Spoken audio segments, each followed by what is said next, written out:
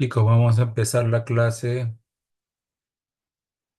El día de hoy vamos a hacer lo que se llama síndromes hipofisiarios.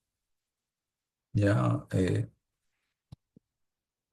ya saben ustedes que en estos capítulos de endocrinología vamos a ver glándula por glándula, tanto sus síndromes de hipofunción como de hiperfunción.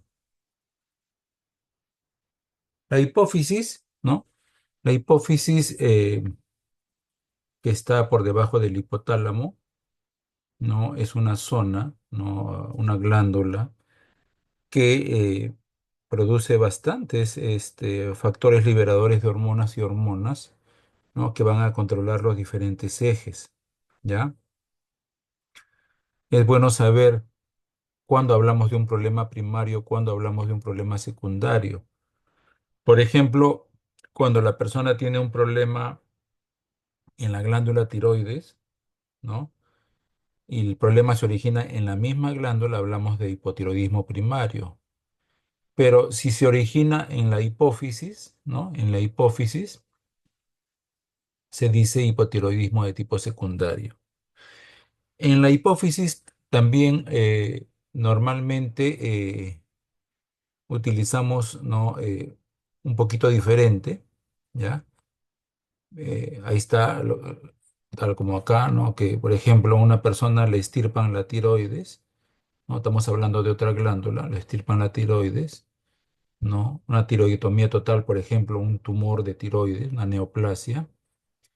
Entonces se considera primario, porque la persona va a hacer una lesión de la glándula de tipo primario, pero más bien si la glándula blanco está bien, ¿no? O sea, la tiroides está bien en este caso, y el problema es un poquito más arriba en la hipófisis, el problema es secundario, ¿ya? Secundario, ¿sí? Por ejemplo, una hipofisectomía total, ¿no? Puede generar un problema, ¿no? A nivel, o un tumor, ¿no? En la hipófisis, un adenoma de hipófisis puede originar un problema de tipo secundario, ¿ya? Y hablamos de terciario para otras glándulas, hablamos de terciario cuando el problema ocurre en el hipotálamo, ¿sí? Por ejemplo, una disfunción hipotalámica producida por un tumor llamado craniofaringioma, que es bien, bien común en esa zona, el hipotálamo, o si la persona ha sido sometida a radiación cerebral, ¿no? Y la radiación ha afectado esa zona del hipotálamo, ¿no? Entonces, la persona puede quedar con un problema terciario, ¿no? Por irradiación, ¿ya? Entonces, esos términos hay que respetarlos acá, importante. Y ahí tenemos la anatomía, ¿no? De la glándula que vamos a hablar el día de hoy, la anatomía de la hipófisis. Los dos tercios anteriores de la hipófisis forman lo que se llama lóbulo anterior y representa lo que es la adenohipófisis. Ahí están sus partes, ¿no? Y el lóbulo posterior o neurohipófisis representa un tercio del volumen total. Tiene una parte que le llaman pars nerviosa, ¿no? La adenohipófisis, la pars distal, ¿no? Y en el centro, ¿no? Un tracto que los divide que se llama pars intermedia. Arriba está el hipotálamo, por encima están los núcleos paraventriculares y los núcleos supraópticos, ¿no? El quiasma óptico un poquito más arriba, y lo une un tronco grande a ambas, ¿no? A ambas partes, a ambos lóbulos, ¿no? Que es la pars tuberal, ¿sí? En la zona del infundíbulo. Eso es lo que lo une. Cada parte lo vamos a ver acá en esta imagen ya. La parte anterior, estos dos tercios anteriores de la adenohipófisis, ¿no? Es responsable de la producción de un grupo de hormonas, ¿no? ¿No? La TSH, la GH, ¿no? O sea, la somatotropina, que es la hormona de crecimiento, la tirotropina, que es la TSH, la hormona estimulante de la tiroides, la folículo estimulante, la FSH, ¿no? La LH, la hormona luteinizante, ¿no? La prolactina, la ACTH, la melanoestimulante, la melanotropina, ¿sí? Por el otro lado, o sea, por el lado de la neurohipófisis, tenemos a la hormona antidiurética, la ADH, y la oxitocina, ¿sí? Que se va a encargar de la estimulación en la eyección de la leche y también de la contracción del útero que está grávido, ¿no? Entonces, miren, aquí solo tenemos en la par distal, digo, en la par nerviosa tenemos a dos hormonas, ¿sí? La ADH y la oxitocina. En cambio, en la otra tenemos a una serie grande de hormonas, ¿no? Pero también tenemos un territorio mayor, ¿ya? Y ambos conjuntamente hacen la pituitaria o la hipófisis. Esta es la parte anatómica que ustedes tienen que recordar. Entonces, los síndromes hipofisiarios,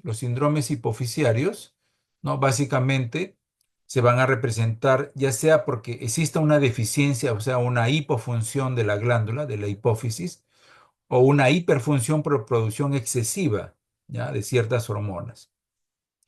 Cuando hay deficiencia de todas las hormonas, ¿no?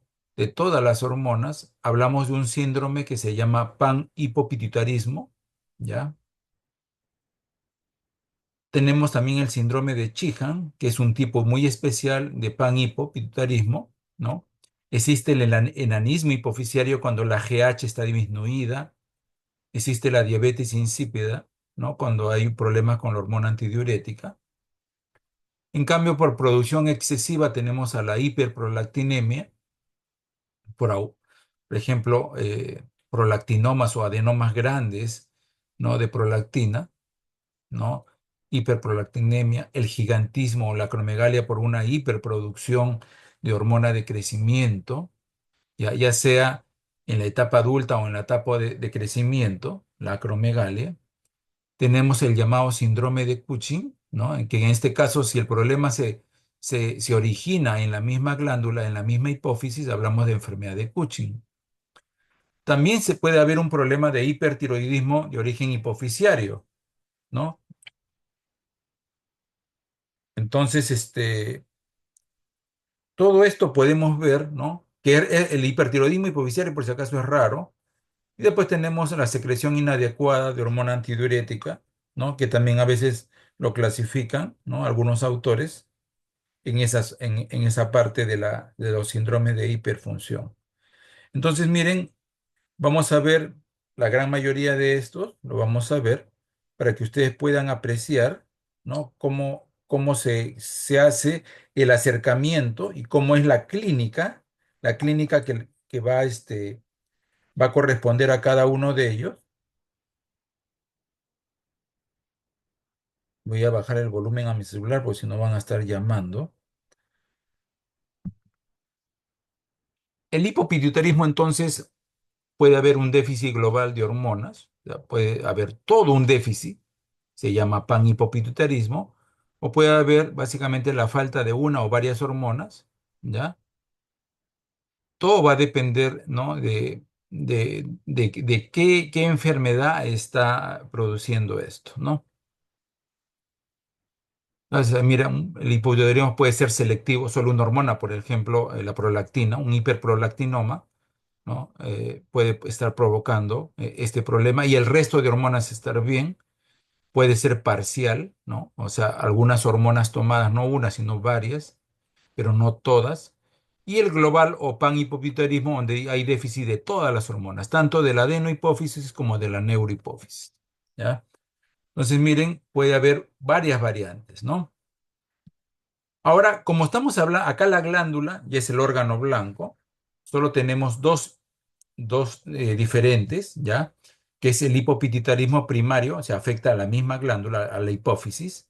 Acá ya no tenemos otro órgano blanco, por ejemplo, la tiroides, que cuando afecta a la misma tiroides es primario y cuando afecta a la hipófisis es secundario. No, acá, cuando afecta a la hipófisis, como estamos hablando de que la glándula enferma es la hipófisis, cuando afecta a la misma hipófisis se llama primario, hipopituitarismo primario, ¿ya? Aquí hay ausencia o lesión en las células hipofisiarias. Y se llama secundario, solo en este caso se llama secundario cuando está el problema o la lesión está en el hipotálamo, ¿ya? Entonces, las hormonas estimulantes de esta zona producidas por el hipotálamo van a faltar y la hipófisis no se puede activar. no se activa la hipófisis, ¿ya? Porque necesita un control hipotalámico. Entonces, miren, acá, solo en este caso de la hipófisis, hablamos de primario cuando es la misma hipófisis y secundario cuando es el hipotálamo, ¿ya? Entonces, eso a tomar en cuenta. ¿Qué problemas pueden causar un hipopituitarismo? Por ejemplo, un tumor, ¿ya? Un tumor hipofisiario. A los tumores hipofisiarios se les acostumbra a llamar adenomas, si la naturaleza es un adenoma, o sea, un problema benigno, o un craneofaringioma, que parte a veces de la invasión del hipotálamo y la hipófisis, de tumores de esa zona, tumores paracelares. Puede ser por infarto, ¿no? Debido, por ejemplo, a un parto en la cual hay mucha hemorragia uterina, y la hipófisis responde, ¿no? Responde con un infarto, una isquemia amplia de toda la hipófisis y se produce lo que se llama síndrome de Sheehan. Lo curioso en este síndrome de Sheehan, y que es pregunta de examen, que el síndrome de Sheehan no se presenta en ese momento, se va a presentar meses o años después, a veces muchos años, a veces a los 5 años o más de 5 años, la persona va a tener el síndrome de Sheehan. No lo va a tener en el momento, ¿ya? A la apoplejía hipofisiaria, cuando se produce en un tumor cercano a esa zona, un infarto isquémico, se produce lo que se llama apoplejía hipofisiaria, ¿ya? Muy diferente al síndrome de Sheehan, donde el problema de sangrado es periférico, en este caso en el útero. Factores infiltrativos, por ejemplo, la sarcoidosis, que no es muy común acá en nuestro país, la hemocromatosis, la histiocytosis X, ¿no? Pueden infiltrar esa zona, ¿no? Tanto del hipotálamo y la hipófisis y provocar un hipopituitarismo. Las personas que han tenido un trauma encefalocraniano en la base de cráneo, también pueden sufrir daño en esa zona, ¿no? En los últimos años se ha encontrado, ¿no? Muchos casos de pituitarismo, hipopituitarismo de tipo inmunológico, ¿ya? Entonces, se ha encontrado en los pacientes que a veces fallecen y pasan a patologías, se han encontrado una hipófisis linfocitaria, o sea, bastante infiltración linfocitaria, y se presume que sea una enfermedad autoinmune la que originó el problema, ¿no? Iatrogénica cuando lo provoca el médico, ya sea con cirugía de la zona, una radiación, radioterapia, o el uso de quimioterápicos como la vincristina, o puede ser una infección que, ¿no? Que ha llegado a esa zona y ha provocado un daño. Puede ser la tuberculosis, que generalmente respeta a la hipófisis, pero raramente también puede complicar. Hemos dicho que la tuberculosis tiene predilección por las suprarrenales y por las gónadas, ¿no? Pero hay cierta literatura en que de manera rara puede afectar también a la hipófisis, ¿no?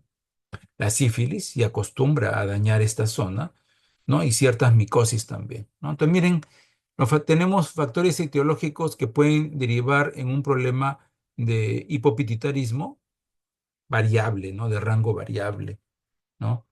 Entonces, algo a tomar muy en cuenta, ¿no? ¿Cómo se dividen los tumores hipofisiarios? Cuando los tumores hipofisiarios son tumores que generalmente causan hipopituitarismo, ¿ya? Porque empieza a crecer en una zona de donde hay células hipofisiarias y dificultan con la secreción de la hormona correspondiente, ¿ya? Entonces, pueden ser tumores que se originan ahí mismo o vienen de otro lado, o sea, una metástasis, ¿ya? Pueden ser tumores que son funcionales, o sea, secretan hormonas, y hay veces que son tumores que no son funcionales, o sea, no alteran la función hormonal. Eso es muy importante, ¿no? Porque a veces lo primero que hace uno cuando tiene un adenoma en la hipófisis es ver si la función, o sea, el eje, el perfil, por ejemplo, tiroideo, el perfil adrenal está funcionando bien. ¿Ya? Entonces, no siempre va a ser hipofuncional, sino que a veces no son no funcionales. Y de acuerdo al tamaño también, ¿no? Por ejemplo, acá hay, miren, en la hipófisis un adenoma que es grande, es muy grande, ¿no? Y acá se ve en la tomografía, ¿no? Si son muy grandes, ¿no? Más de 10 milímetros, o sea, más de 1 centímetro, se llaman macroadenomas, ¿ya? Y cuando son muy pequeños, a veces menos de 10 milímetros, pueden ser 2, 3 milímetros, microadenomas, ¿ya? Microadenomas.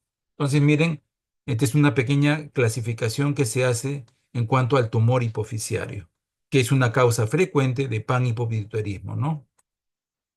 ¿Y cómo es el cuadro clínico? El cuadro clínico va a depender, ¿no?, de la edad y del sexo. No es lo mismo en un varón joven con un varón ya adulto, o una mujer joven, una mujer ya anciana, no va a ser el mismo caso, la misma clínica. El número de hormonas afectas puede ser una línea hormonal solo afecta, como pueden ser muchas líneas hormonales, ¿no?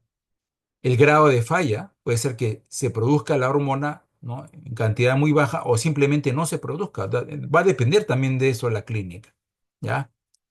Y también recordar que clínicamente tienen, el hipopituitarismo tiene una forma de presentación.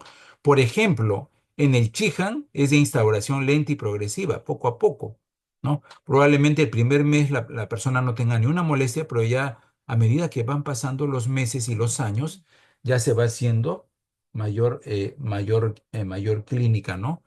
Más sintomático, ¿ya? La apoplejía hipofisiaria, cuando es la necrosis de un tumor de la misma hipófisis, y tiene una presentación aguda. Pero, por ejemplo, las otras causas pueden tener una instalación crónica, como por ejemplo el síndrome de Chihan. El síndrome de Chihan sí puede provocar, ¿no?, que el panhipopituitarismo se presente con el tiempo, ¿no? ¿Ya? ¿Y qué se afecta primero? ¿Qué hormona se afecta primero cuando hay panhipopituitarismo? Se afecta primero la GnRH, ¿no? Después la hormona de crecimiento, la prolactina, la TSH y finalmente la CTH. O sea, el perfil adrenal es el último al que se afecta, ¿ya? Esto es muy importante porque muchas veces cuando ya tenemos un pan hipo, lo primero que tenemos que hacer es corregir la parte adrenal. No corregimos lo de acá, de acá, ni la prolactina, ni de TSH, no. Primero la parte adrenal. Ya cuando el paciente haya recuperado su función adrenal, pasamos a corregir el perfil tiroideo. Y si la persona está, bueno, en la GH ya no la vamos a corregir porque la persona, si es adulta, ya alcanzó el crecimiento, y la prolactina y el resto de gonadotropinas la vamos a corregir sí, solo si la persona todavía es joven y tiene actividad sexual. Si no, ya no se interviene ahí. Entonces va a depender también de la edad de la persona. Pero el primero que se corrige es la parte adrenal. Síntomas generales puede tener, sí, ¿no? Problema de alteración del estado general. El paciente puede tener astenia, cansancio, letargia, ¿ya? No salen de la casa, ya no van a actividades sociales, tienden a dormir todo el día, ¿ya? Las temperaturas les bajan, tienen frío, incluso en tiempos de calor, tienen frío, empiezan a bajan de peso porque ya no comen, ¿ya? Disminución del apetito, dolor abdominal, náuseas, vómitos también pueden tener. Y a veces que viendo la causa, por ejemplo, si la causa es un tumor, si es un tumor, pueden tener ya otros síntomas atribuidos al crecimiento tumoral. Por ejemplo, el dolor de cabeza, las alteraciones visuales, ¿no? Ahora, a veces el tumor destruye la lámina, ¿no?, que separa a la parte nasal, ¿no?, de la base de cráneo. Destroza la lámina. Y la persona incluso puede perder líquido cefalorraquídeo, como una rinorrea de líquido cefalorraquídeo, se llama rinorraquia, ¿no? E incluso puede ser una puerta de entrada para tener una encefalitis. Hemos tenido pacientes así con encefalitis por un macroadenoma hipofisiario que ha destrozado la parte de la base de cráneo. Bueno, no está muy claro. Acá están los síntomas que van a depender de qué hormona está afecta. Por ejemplo, cuando hay deficiencia de prolactina, la persona tiene agalactia posparto. Esto se produce, por ejemplo, en el Chihan. Cuando falla la hormona de crecimiento, la GH, la persona va a tener fatiga, ¿sí? Va a tener fatiga, cansancio, adinamia, la habilidad emocional, disminución del sueño, anormalidades en el metabolismo, ¿no? Si le falta, por ejemplo, la tirotrofina, o sea, la TSH, ¿ya? Va a tener bradicardia, bradisiquia, piel seca, caída del cabello, fatiga. Entonces, la clínica va a depender de qué hormona está afecto, ¿ya? Y toda esta clínica la va a tener mi paciente, ¿no? Dependiendo si varias hormonas están afectos en el mismo momento, ¿no? Cansancio, adinamia, paciente, ¿sí? Debilidad muscular, inapetencia, baja de apetito, alteraciones en el sueño, ¿sí? Intolerancia al frío, en general, son características en general del hipopituitarismo. Chicos, vamos a hacer una pregunta corta para que tomen su asistencia. Vamos a empezar. La pregunta es, ¿no? Chicos, la pregunta es, ¿a qué llamamos, qué se afecta cuando hay hipopituitarismo secundario? ¿Qué se afecta cuando hay hipopituitarismo secundario?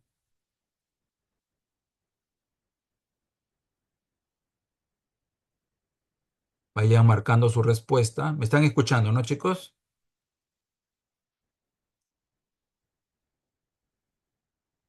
Sí, doctor, sí se lo escucha. Ya, vayan escribiendo su respuesta.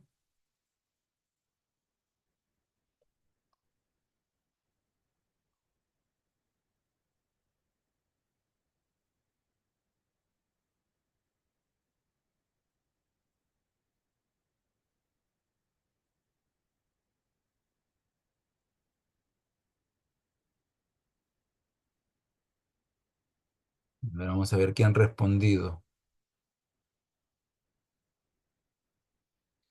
Doctor, disculpe, hay una compañera, soy el delegado del curso. Hay una compañera, Milagros Marca, que ella lamentablemente ha tenido siempre problemas con el Class Point. Está en la clase, pero su nombre no está en el sistema.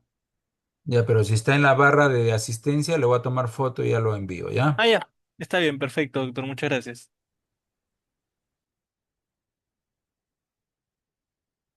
Si ha lajeado acá porque no me muestra las respuestas.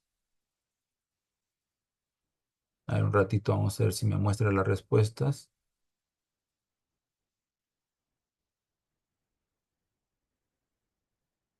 Bueno, vamos a seguir con la clase.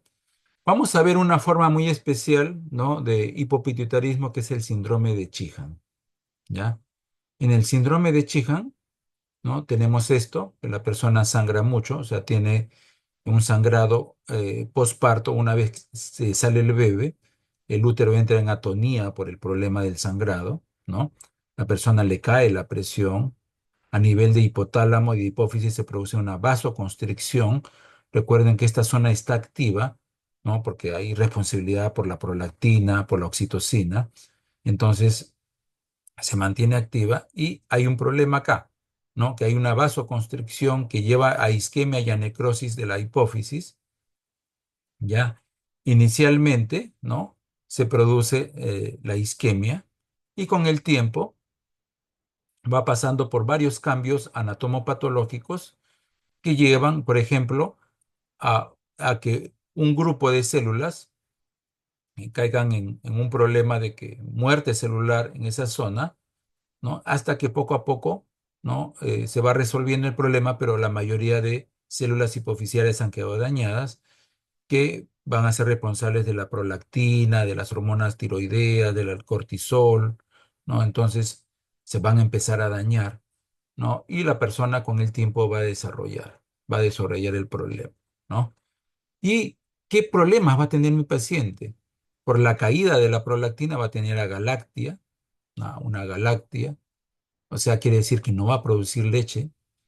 Uno fácilmente les pregunta si a su último hijo le dio de lactar, le va a decir que no, porque no tenía leche. Agalactia se llama eso, ¿no? Por la caída de la LH y la FSH va a tener amenorrea la persona. Ya se le va a cortar, básicamente. Van a pasar los meses postparto y ya no va a recuperar la regla, ¿no? Por la caída de la hormona de crecimiento, como ella es una persona adulta, va a tener problemas en el anabolismo proteico. Déficit de hormona estimulante, la TSH, el paciente hace un hipotiroidismo, ¿ya? Va a estar por el hipotiroidismo, va a estar cansado, con sensibilidad al frío, se va a estreñir, se va a hinchar en varias zonas, ya sea en la muñeca, en las piernas, va a ser lo que se llama mixedema. Por la caída del ACTH, la persona pierde peso, cambia su personalidad, una tendencia a la hipotensión, a la hipoglicemia, pierde el vello axilar, pubiano, pierde la ceja, ¿no? Va a tener astenia, falta de secreción sebácea, diarrea, palidez, disminución de la libido. Entonces son síntomas que va a presentar la persona con Chihan y recuerden que estos síntomas no lo va a presentar de manera aguda, sino que en el transcurrir del tiempo, con transcurrir de los meses, de los años.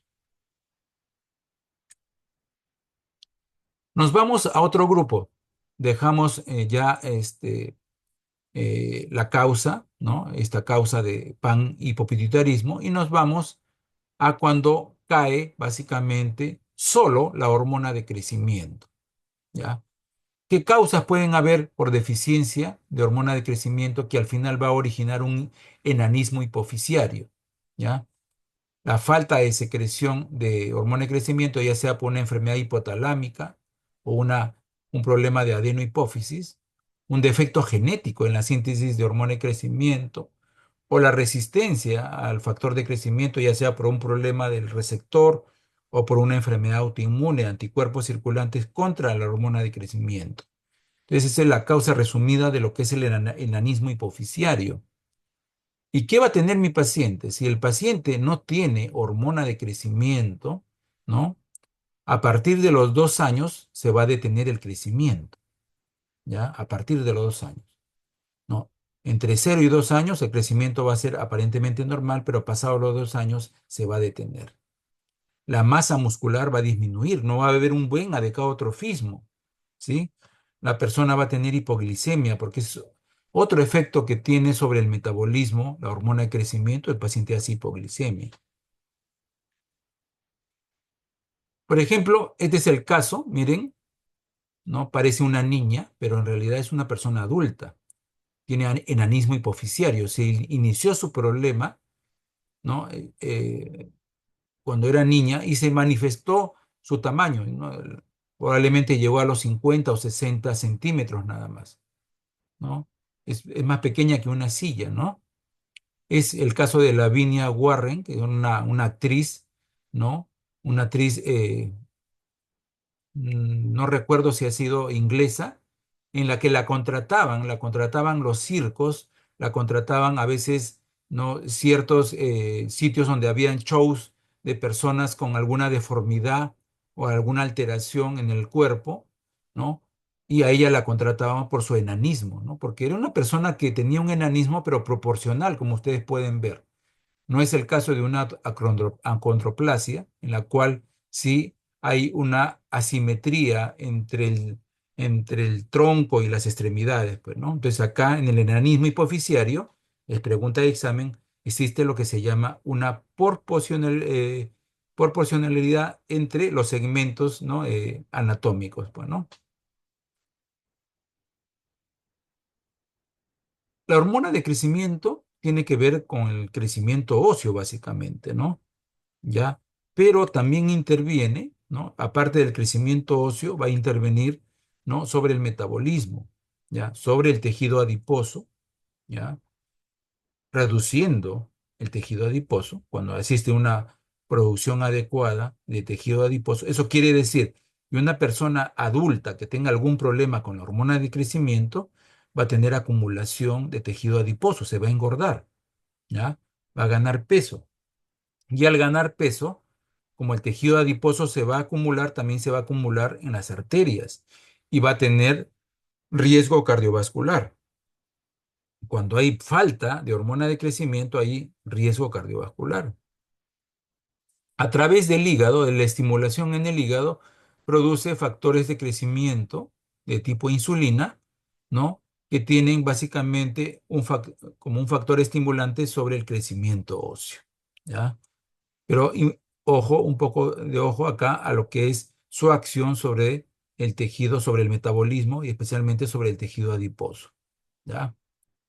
Ahora, la talla baja, que es el enanismo, ¿no? No solo tiene la causa hipofisiaria, pueden haber un montón de causas. Por ejemplo, puede ser que la talla sea baja genética o familiar, que todos los miembros de la familia son de talla pequeña, ¿ya? Puede ser constitucional. Ustedes pueden ver en la calle personas de talla pequeña, ¿no? Es por su constitución, ¿ya? Totalmente diferente. Puede ser que haya nacido con un peso, un retardo de crecimiento intrauterino y arrastre una talla baja a lo largo de los años, ¿no? Puede ser el caso que estamos viendo, que sea un problema hipofisiario por un problema de insuficiencia de hormona de crecimiento. Puede ser que haya alcanzado una talla baja por una enfermedad crónica, ¿ya? Una cardiopatía, una nefropatía, un asma, que no le permiten que puedan comer adecuadamente, o sea, alimento, alteración en su metabolismo, y estas personas eh, retardan su crecimiento, un síndrome de mala absorción, una deprivación nutricional, ¿no? Trastornos endocrinos funcionales. Puede ser un problema cromosómico, síndrome de Turner, que son de talla baja, una anomalía esquelética, de lo que conocen como acondroplasia, ¿ya? Entonces, solo una causa, estamos acá en esta parte, una de las causas es el problema endocrinológico cuando falla, cuando hay una hipofunción de la hipófisis, ¿ya?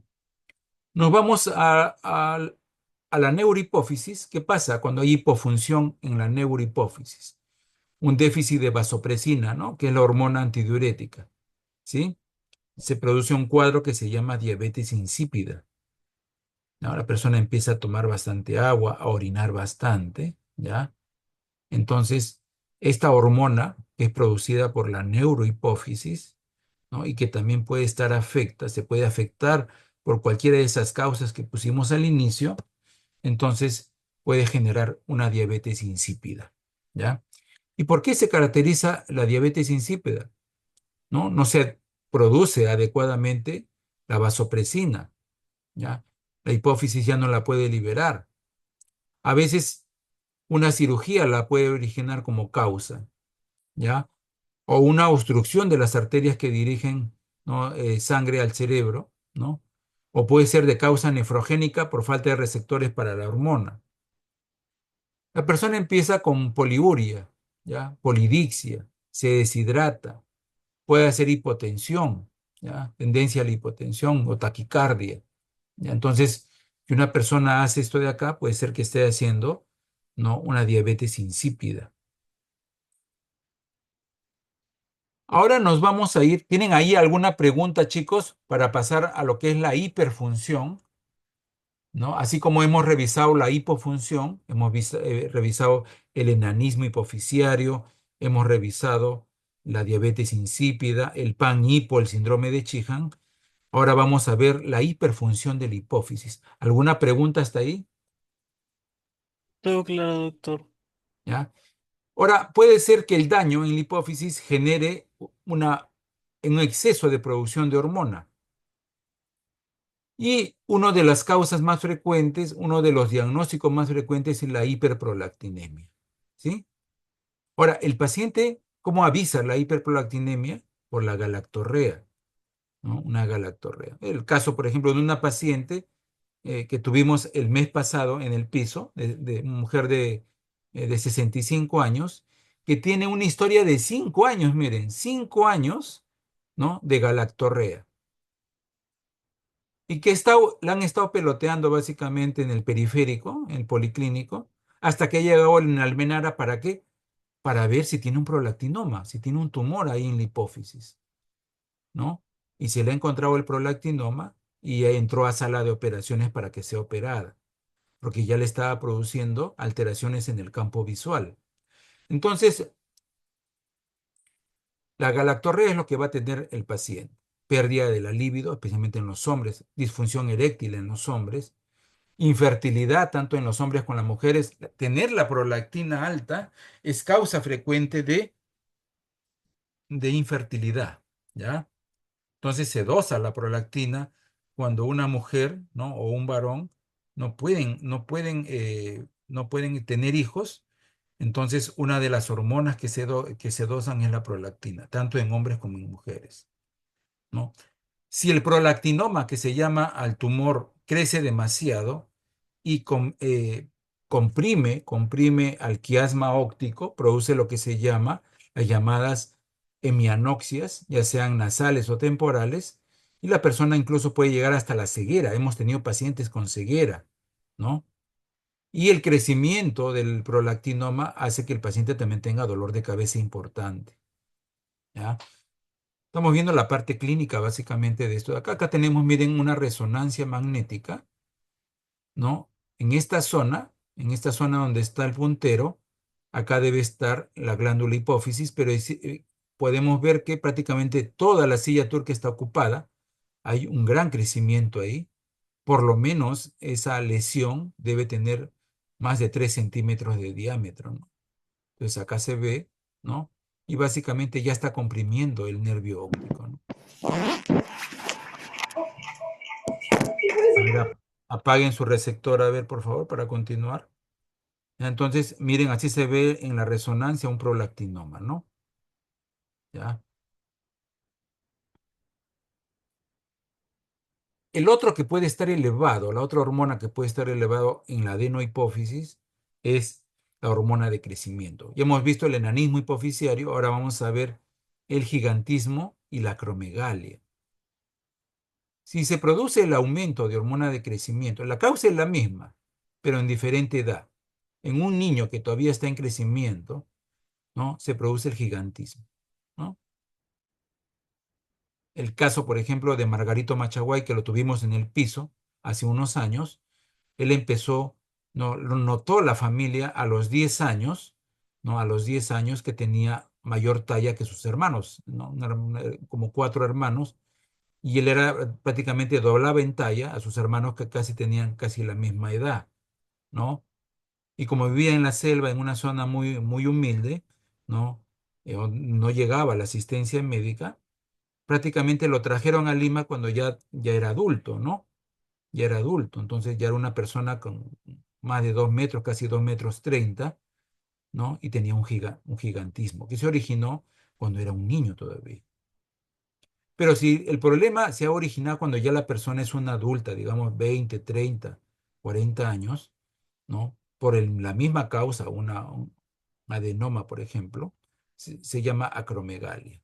Aquí el crecimiento es vertical en el gigantismo, ahí en la acromegalia es prácticamente transversal, horizontal, ¿ya? Entonces, 95%, por ejemplo, en una acromegalia, es por un adenoma somatotropo, o sea, productor de hormona de crecimiento, ¿ya? Y 5% a partir de tumores no endocrinos. Y la acromegalia es bien fluida. Ahí tenemos, por ejemplo, casos de personas con acromegalia, ¿sí? En la cual va a tener prognatismo en cuanto a la mandíbula, miren, la mandíbula bien grande, ¿ya? Crecimiento de la tiroides, una tiroides muy grande, pueden tener hasta bocio la persona, ¿no? Acrocordones, ¿sí? Esos pólipos que salen en el cuello, que le salen mucho a las personas con resistencia a la insulina, ellos también pueden desarrollar resistencia a la insulina. Transpiración excesiva, sudan bastante. Crecimiento del colon, ¿no? El colon les crece tanto que les pone en riesgo de cáncer de colon.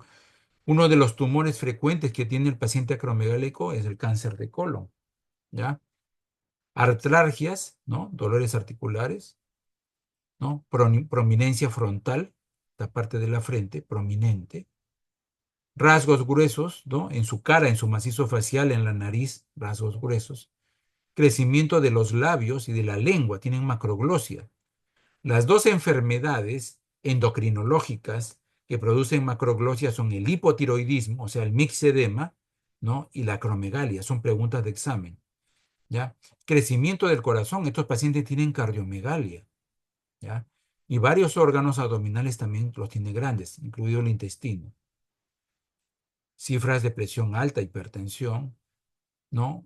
Es una causa importante de la acromegalia del síndrome de túnel del carpo, al igual que el hipotiroidismo, al igual que algunas colagenopatías. Las manos gruesas, toscas, engrosamiento de las manos y de los dedos. Acá tenemos a una persona, a la derecha, una persona, ¿no?, de talla normal, ¿no? Son dos gemelos, miren, dos gemelos. Y acá tenemos a su gemelo que ha sufrido de acromegalia, ¿no? Y miren la talla que ha alcanzado, ¿sí? Probablemente lo alcanzó casi en la etapa de adolescente ya para pasar a la adultez joven, ¿no? Por eso que ha agarrado talla, ¿ya? Las manos, miren, miren sus manos, ¿sí? Y algunos rasgos en la cara son más toscos que su gemelo, ¿no? Entonces, esta persona, miren, sufre del problema de la acromegalia, ¿no? A los 22 años. El otro que puede sufrir, ¿no?, una hiperfunción por problema hipofisiario. Hoy día con mis alumnos lo vemos en la práctica, una chica que hizo un microadenoma hipofisiario, ¿no?, productor de cortisol, y hizo enfermedad de Cushing. Y este es su tercer ingreso, ¿no?, al hospital para que lo operen por un tumor recidivante, ¿no?, de tumor de productor de ACTH, ¿ya? Entonces, cuando cuando la lesión se produce en la misma glándula hipófisis, se le llama enfermedad de Cushing. Cuando se origina en otra zona, ¿no?, hasta incluso en la zona adrenal, puede ser una hiperplasia suprarrenal, se llama síndrome de Cushing. Cuando es producida por ingesta de corticoides orales, también se llama síndrome de Cushing, ¿ya? Pero cuando el problema se origina en la misma glándula hipófisis, en este caso por un tumor productor de ACTH, se llama enfermedad de Cushing, ¿ya? Y genera hiperfunción, ¿ya? Y genera hiperfunción en el paciente, ¿ya? A veces, como dice acá, ¿no?, hay otra causa de aumento por producción extrahipofisiaria, ectópica, por ejemplo, un carcinoma de células pequeñas de pulmón, de bronquio, de ovario, de cera y próstata, ¿no? Pero pocos casos, ¿no? Pocos casos, ¿ya? Miren, la enfermedad de Cushing representa el 80% de los hipercortisolismos endógenos, ¿ya? Nos vamos. Hoy día vimos esta parte que es el cuello de búfalo. En nuestra paciente tenía esto, tenía las estrías que, claro, como ya tiene 14 años de enfermedad, ya las estrías estaban pálidas, pero nos refería que tenía tendencia a la equimosis, como está acá, la cara roja, la facies de luna llena, ¿no? La obesidad abdominal, extremidades no se engruesan, la obesidad abdominal, ¿no? La debilidad muscular, ¿sí? La debilidad muscular. Y el cuadro clínico de una enfermedad de Cushing es la obesidad abdominal, la piel atrófica, las estrías rojo-vinosas en el acné. Ella también tuvo hirsutismo, ¿no? Básicamente la debilidad muscular debido a atrofia, ¿sí? Cuando se le hizo un estudio de densitometría se le encontró osteopenia, ¿ya?, a nuestra paciente. Fatiga, irritabilidad, ansiedad, insomnio, también tenía insomnio. Se pueden deprimir los pacientes, ¿no? La inmunidad les disminuye, pueden tener una tendencia, un riesgo a tener neumonías, infecciones urinarias. Hipertensión arterial también nuestra paciente, que hoy día hablamos en el piso con los alumnos, tenía hipertensión arterial. Intolerancia a la glucosa no lo tenía, la diabetes mellitus secundaria. Hipocalemia también pueden tener algunos pacientes y alcalosis metabólica, ¿ya? Este es el cuadro clínico de una enfermedad de Cushing que también me representa una hiperfunción, ¿no?, adrenal de origen hipofisiario. Ya acabando, también raramente también puede haber adenomas que producen TSH. Eso es raro.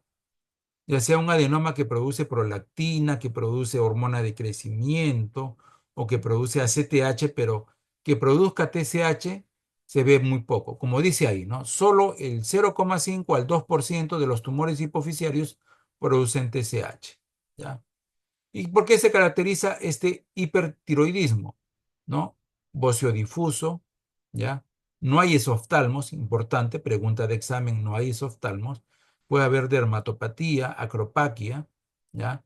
Muy parecido a la enfermedad de Graves, ¿no? No hay anticuerpos antitiroideos, generalmente son adenomas de más de 10 milímetros, y el diagnóstico lo hacemos por los niveles de T4 y T3 elevados, los niveles de TSH normal o elevado, ¿no? Una resonancia con gadolinio para ver especialmente qué hormona es la que está alterada, y el tratamiento se hace quirúrgico o con cobaltoterapia, ¿no? Y esa es la bibliografía que he usado, chicos, aparte de varias revistas endocrinológicas. ¿Tienen alguna pregunta, alguna duda? Todo claro, doctor. Ya, entonces recuerden, tenemos síndromes de hiperfunción, eh, como los prolactinomas, como la enfermedad de Cushing, ¿no? Como la acromegalia, como el gigantismo, y de hipofunción como el panhipopituitarismo, el síndrome de Sheehan, el enanismo hipofisiario y la diabetes insípida, ¿ya? En breve lo voy a subir al aula virtual, la clase, para que la puedan descargar y estudiar. ¿Ya, chicos?